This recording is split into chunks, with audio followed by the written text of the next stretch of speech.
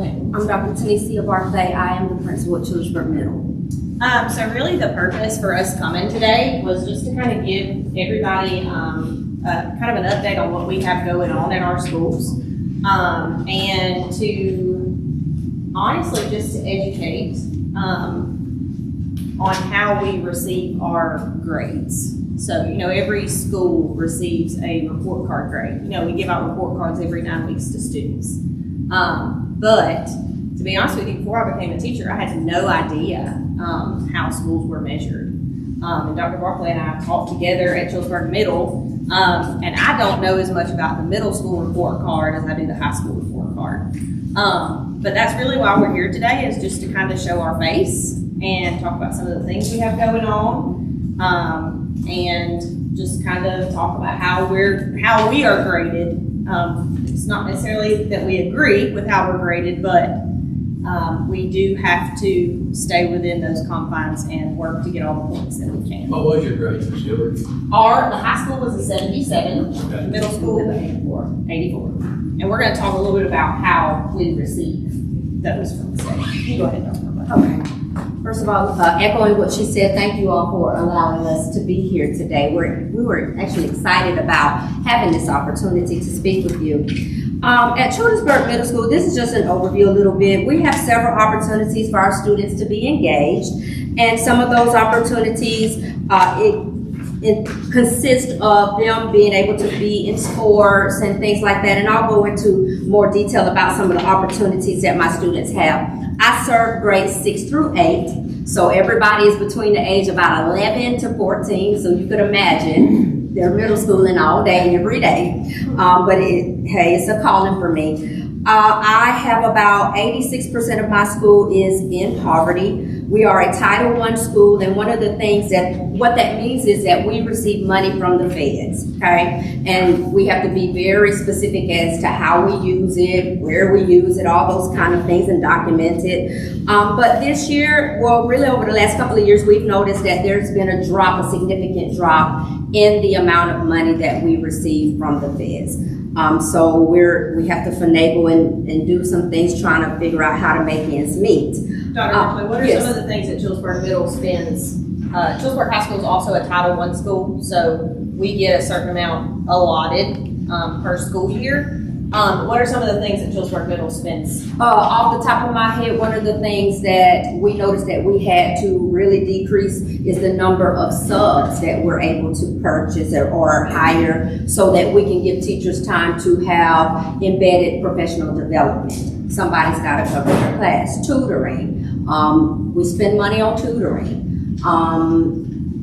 Just a myriad of things. Technology, supplies that my kids need. We purchase those things, and so when we don't have the money, we just have to kind of figure out and petition and do all the things that we can to get those basic things. Quick question, how many of the schools in the county are Title I schools? So it's in the whole district. Every school in the county is a Title I school? Yes, and I'm not exactly sure how they divvy out to the schools. I don't know that. I would assume it's by poverty level, but you guys know we have had free or reduced lunch for what? 4 or 5 years. So the paperwork that we're depending on, the papers that you get sent home with free or reduced lunch, that's how they get their data. Well, our students haven't filled that out in 5 years. So, the poverty data, we can say it's 86, 66, but in reality, I don't know where they're getting that data from, because I know my students haven't filled out the form. They just haven't. So as far as from a district level, I don't know exactly how that money is distributed. We're looking at census. I don't know. They tell us, hey, y'all got this much money, it's got to be spent this school year. So you're working on past data, is what you're telling us, instead of current data? I would believe so. Okay. I would. I know that we have some of our teachers' salaries come out, part of their salaries actually come out of Title I as well. So as that goes down, like we don't know. 11% of our Title I funds pays for one of our English teachers. So that's 11% of the total that we don't have to pay for, off the top, that much. So that's money that's gone, Yeah, paying it's my gone. salary. It's on, we can, and that includes the insurance, all the All things that a regular benefits. paycheck would have, it has to come out too.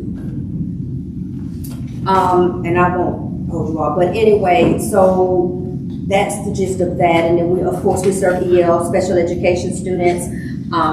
There's been a rise in the number of students with disabilities that we serve and things like that. So the money that we were using toward that is also, dropping as well. What percentage of y'all's student population is special education? 16%. Ours is 14%. So 14% of our student body have a individualized education plan.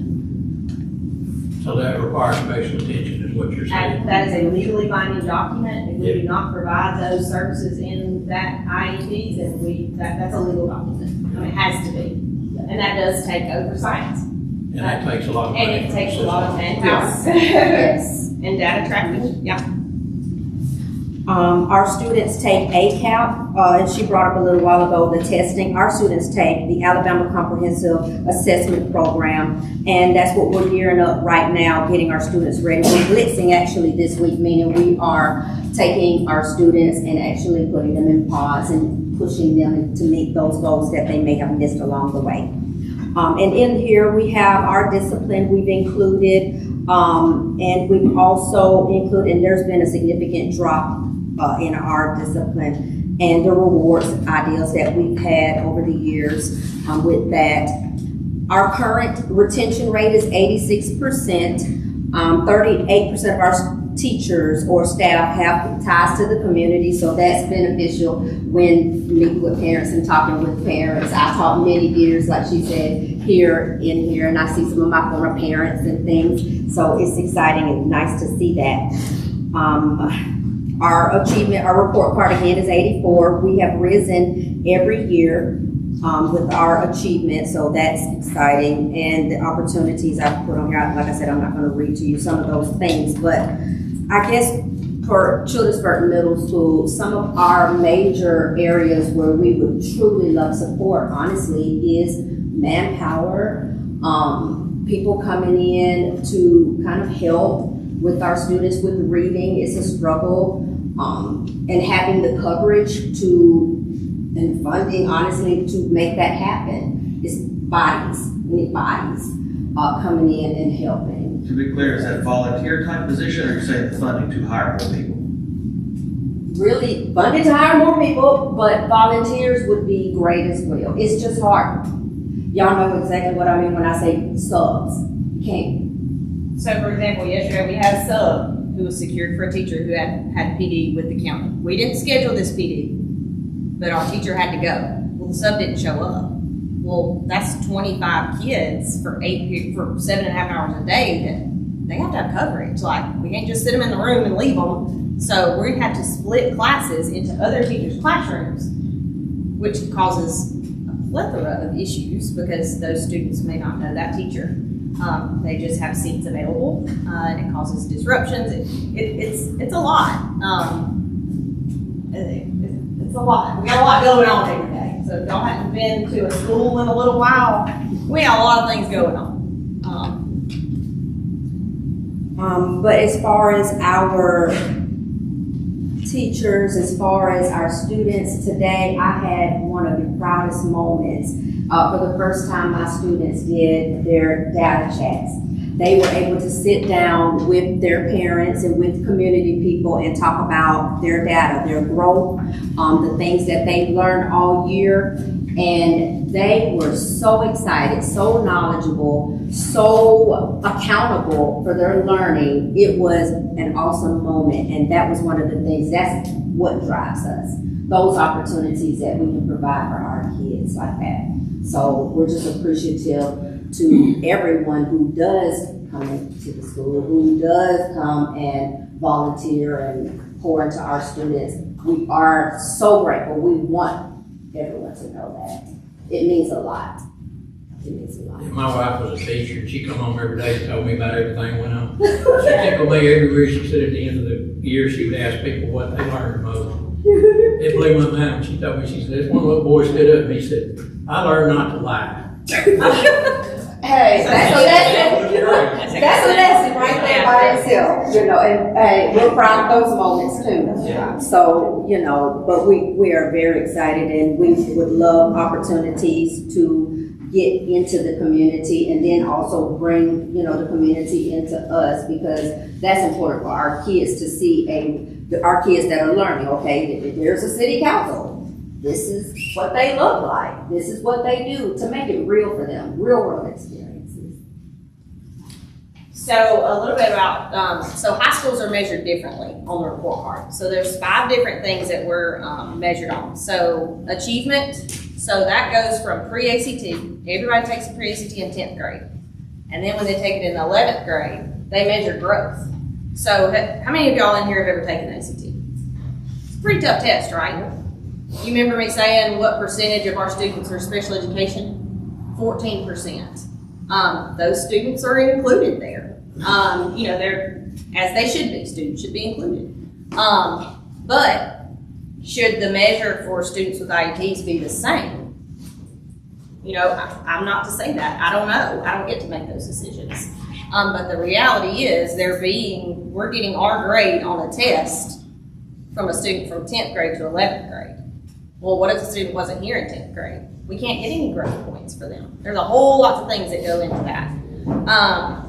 So achievement is 20%. So if a student benchmarks on the English ACT, they make 18. That's benchmark. So we're gonna get a lot of points for that kid. But what about growth? That's our bread and butter. I don't know about middle school, but we get more points for growth than we do for achievement. That's 30% of our report card. Graduation rate is also 30%. Absenteeism is 10%. If a student misses 18 days of school, 18 or more, regardless of the reason, it can be a doctor's excuse, whatever, 18 or more, they are categorized as chronically absent. And we've noticed a significant increase with the middle school with doctor's excuses. So, you know, there's all the data out there in the world about attendance being directly linked to academic achievement and academic growth. There's all kinds of data out there. And college and career readiness rate is 10%. So I'm gonna tell you something that you probably don't know. So if I have a kid who is here at Childersburg High School in 9th grade, and then 10th grade year, they don't do their enrollment, they don't show up for the first day of school, we have to hunt that kid down. Did y'all know that? If we don't find that child, they count as a dropout for us. That's something that's beyond our control, y'all. But we're being graded on that. There are kids, we have no clue where they have gone to. If they're not enrolled in public school, how would we know? We can go their last known address, you know, we can do all the things, and we have found a lot. But that responsibility falls on the guidance counselor, the principal, the assistant principal, in addition to running a school. We have to hunt these kids down. And y'all, is that a fair measure? No. But it is a measure. It's part of it. In addition to grad rate, the students who are in a certain graduation pathway, so if they are in a self-contained classroom, or if they're on something called the essentials pathway, because that's what's best for the kid. We have to make that decision based on what's best for the kid. That goes against our graduation rate. Is it fair? Not necessarily, but we're always gonna do what's right for kids. If a kid's got an IQ of 43, what's best for them is not them being in an altitude classroom. The best thing for them is to learn how to live. But it also counts against us on our graduation rate. So there are lots of things, and I think one of our community members did some keyboard warrioring over the summer about the high school's report card. And y'all, nobody's more upset about a 77 than me. I can guarantee that. I can guarantee you that.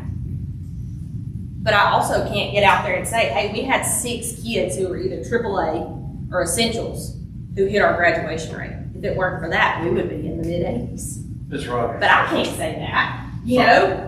Sorry to interrupt you. We got 2 minutes for meeting starts. I think for me, what it comes down to is if we want to grow the city, and I appreciate, by the way, all the details, it looks like we're trending in the right direction, right? That's the main thing. But trends, how it's graded, whether it's fair or not, you know as well as I do, when somebody's looking to move to this area, that's the one number they're looking at. Absolutely. And And that's why in Fayetteville has a 97, and that's why you see more population growth there. People want their kids there. So the question I have is really easy. Is us as a city council, what can we do to help the problem? so we're moving in the right direction. Yeah. But a lot of our discipline situations, you guys hear out in the community, you guys hear the things that are said, and, you know, we got a lot of great things going on. We're not perfect. I'm not gonna sit here and tell you that. We're working with teenagers. If you've ever worked with teenagers, You know. enough said, okay? But the negative always seems to outweigh the positive in public. And again, we're not perfect, but a conversation to clear up whatever, you know, if you hear parents or whatever, encourage them to speak to us. Because listen, we're gonna do what's right for kids. Always, every time. Honestly, I think that, you know, when you hear something negative, that this crazy stuff went on at the high school, and I can't believe that they let that go on, what do we not know about? Well, we got 30-something classrooms and nooks and crannies everywhere. We don't know if we can't do something. If we don't know about it, we can't do anything about it. I would say that. And look, if y'all wanna come hang out with us for a day, y'all come on. I think Would we're you gonna work? some of them are supposed to come tour the, oh goodness, what's the, Building construction. shoot, I can't remember the name of it. We're supposed to come to it. I've Yeah. been hounding them about that. So I want to come see the facility, the alternative. It gives you skills and trades. It's the. Oh, yeah. Yeah, we're the South End hub. Yes. Come anytime. I'd like to come see And it. we are going That's to different this money, way. right? Yes, that is That's perfect. different money. Mhm. Yeah. Yeah. Y'all know about all the funds and all Yeah, the red tape and all that. And even during the summer when we're getting ready to start our planning, if you guys wanna come by and seriously, and just ask some questions, about what we've got going on for the next school year, please feel free. We work 12 months, and so we're there. We'll be there, we can answer. Where Thank can we y'all. find the school district map? I was looking on the website. I didn't see it. Like to know what geographical areas go to which school. We always look up the address on the Alabama tax, whatever it's called, county tax. You're talking about where parents, kids are supposed to go and stuff like that? Mhm. Oh, I have no The idea. zoning map, you know, We can get you that if that's what you, we can figure out how to get you that. okay, thank you. Thank y'all for coming this Thank morning and you. sharing with us. Appreciate it very much.